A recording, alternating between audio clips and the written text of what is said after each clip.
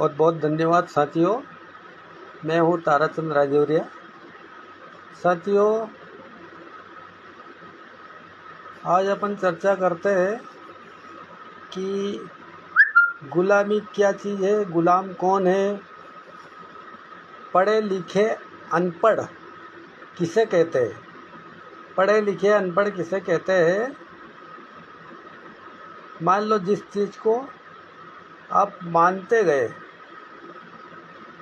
और उसके चक्कर में आप सालों साल उस चीज़ को मानते जाओगे और जिस चीज़ का इतिहास जाने बिगर आप उस चीज़ को मानते ही जाओगे, उसे कहते हैं पढ़े लिखे अनपढ़। तो जो जिस चीज़ को आप मानते हो उस चीज़ का सार, उसकी तह तक पहुंचना बहुत ज़रूरी है।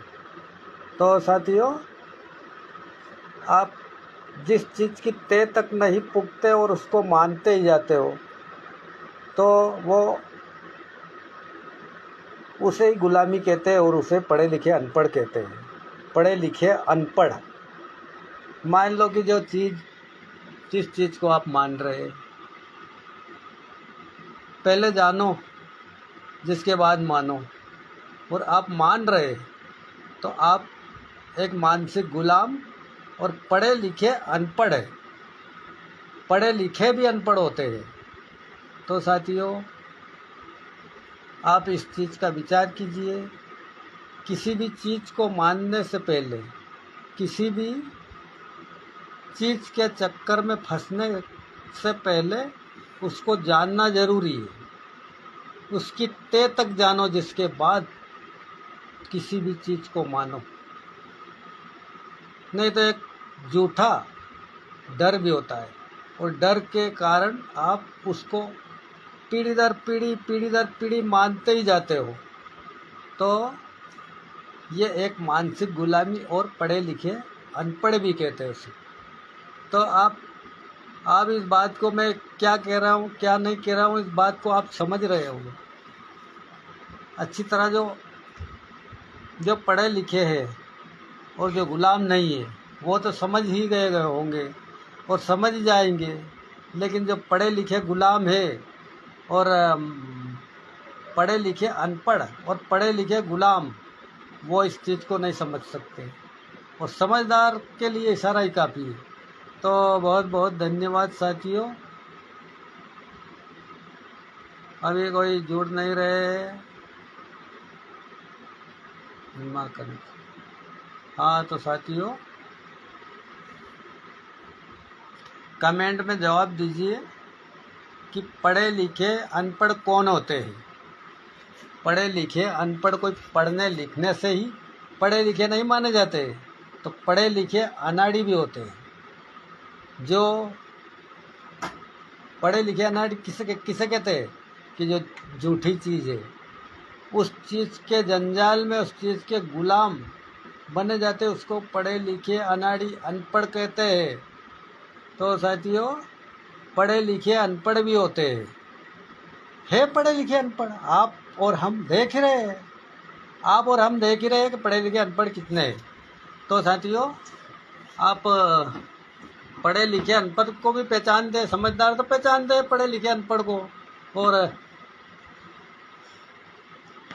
पढ़े लिखे अनपढ़ और गुलाम को पहचानते हैं। गुलामी किसे कहते हैं?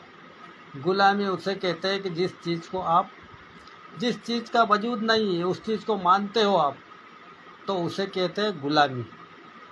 और डर के भी कारण मानते हैं। डर काहे का? डर तो सिर्फ एक ही चीज़ का होना चाहिए, सत्य का। सत्य से आप अलग जा रहे हैं तो डर है, और आप सत्य के साथ है तो कोई डर नहीं है। तो साथियों, बहुत बहुत धन्यवाद। मैं हूँ ताराचंद राजौरिया। आप मुझे सपोर्ट कीजिए, कमेंट कीजिए, लाइक कीजिए और फॉलो कीजिए। अपने दोस्तों को भी फॉलो करना कहिए। तो बहुत बहुत धन्यवाद साथियों। अब समझ गए होंगे कि मैं क्या कहना चाहता हूँ, क्या कहना नहीं चाहता हूँ। तो मैंने बहुत सारे अच्छे से अच्छे पढ़े लिखे जिसकी अच्छे पद पर नौकरी है, वो पढ़े लिखे अनपढ़ है, पढ़े लिखे अनपढ़ है, पढ़े लिखे अनपढ़ और गुलामी,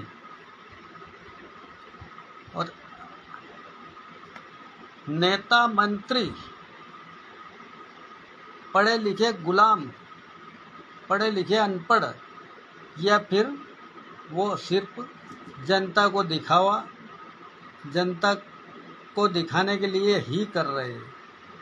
तो जनता को दिखावा करने से कोई फायदा नहीं साथियों।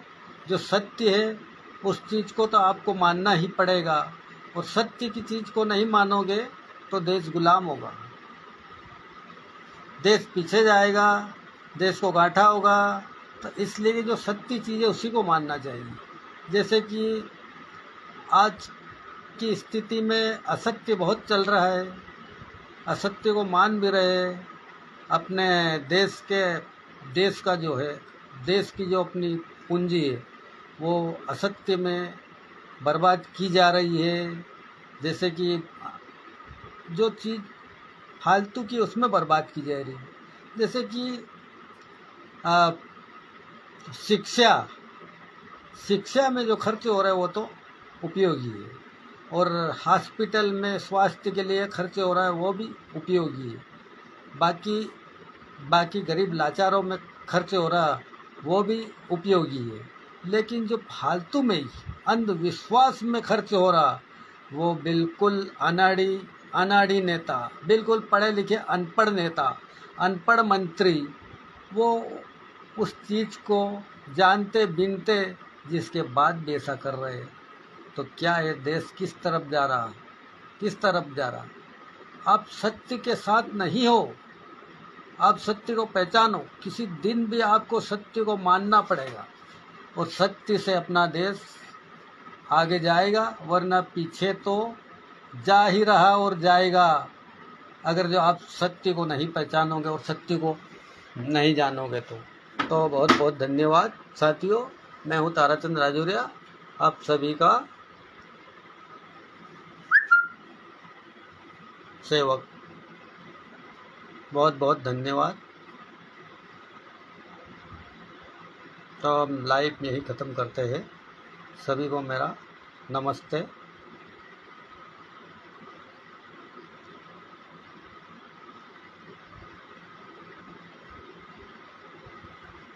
मेरी बात कोई गलत हो साथियों तो मुझे माफ़ करना, लेकिन गलत बात नहीं है। अपने देश में पढ़े लिखे अनपढ़ भी है, पढ़े लिखे भी अनपढ़ है, लेकिन वो अनपढ़ नहीं है, वो देश को चूतिया बना रहे, देश की जनता को चूतिया बना रहे। वो जानते बिनते भी देश की जनता को चूतिया बना रहे, और एक डर के कारण वो सत्य का साथ नहीं दे रहे। तो मैं हमेशा कहता हूँ साथियों कि देश के लिए सत्य का साथ दीजिए और भाईचारे से रहना सीखिए। उसे प्रेम से समझाइए कि ये चीज़ गलत है और ये चीज़ सत्य है। ये दिखावा करना गलत है। दिखावे के लिए आप देश को बर्बाद कर रहे हो। दिखावे के लिए आप दिखावे में अभी हमने देखा सिर्फ दिखावे के लिए नेता मंत्री लाखों रुपए बर्बाद कर रहे, मेरे देश के लाखों रुपए बर्बाद कर रहे साथियों। तो आप सत्य का साथ दीजिए, तो ये दिखावा करने वाले अपने आप लाइन पर आ जाएंगे। तो सभी देश की जनता को मैं कहना चाहता हूँ कि आप सत्य का साथ दीजिए, तो ये दिखावा करने वाले हैं ना, ये अपने आप लाइन पर आ जाएंगे, सही रास्ते पर आ जाएंगे। तो बहुत बहुत धन्यवाद साथियों, सभी को नमस्ते मेरा।